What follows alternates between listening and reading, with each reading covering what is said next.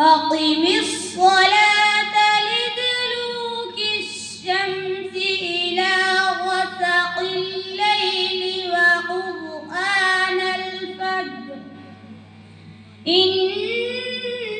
قرآن الفجر كان مشهودا ومن الليل فتهجد به نافلة لك عسى أن يبعثك ربك مقاما محمودا وقل رب أدخلني مدخل صدق وأخرجني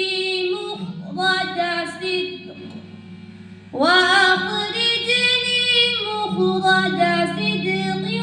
واجعل لي من لدنك سلطانا نصيرا وقل جاء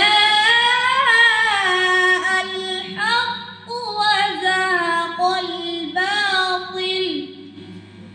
إن الباطل كان زهوقا وننزل من القرآن ما هو شفاء ورحمة للمؤمنين ولا يزيد الظالمين إلا خسارا وإذا أنعمنا على الإنسان أعرض ونأى بجانبه وإذا مسه الشر كان يئوسا قل كل يعمل على شاكلته